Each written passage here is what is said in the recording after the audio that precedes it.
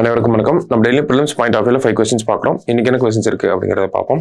First question, which state has announced one day menstrual leave for government and private women employees அப்படினு கேட்டிருக்காங்க.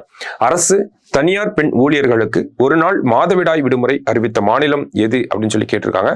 So Odisha அரசாங்கம் தான் இந்த ஒரு விஷயத்தை பண்ண போறாங்க. சரிங்களா? அடுத்தது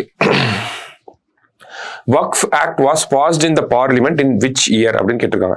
வக்ஃப் சட்டம் எந்த ஆண்டு பாராளுமன்றத்தில் நிறைவேற்றப்பட்டது அப்படின்னு கேட்டிருக்காங்க. 1995 ஆண்டு நிறைவேற்றப்பட்ட சட்டம் 2013 ஆண்டு திருத்தப்பட்டுச்சு. மறுபடியும் 2024 ஒரு திருத்த மசோதாவை அரசாங்கம் தாக்கல் பண்ணியிருக்காங்க. சரியா? அடுத்தது Anna canteen scheme will be launched in which state? Anna canteen திட்டம் எந்த மாநிலத்தில் தொடங்கப்பட உள்ளது? தமிழகத்தில் இருக்க அம்மா உணவகம் திட்டம் மாதிரியே தான் இதுவும். ஸோ எங்க வரப்போகுது அப்படின்னு பார்த்தோம்னா ஆந்திர பிரதேஷ் மாநிலத்தில் தான் லான்ச் பண்ண போறாங்க. சரியா? அடுத்தது Consider the following statements. Thaisal Tamizhar Award will be given by Tamil Development Department.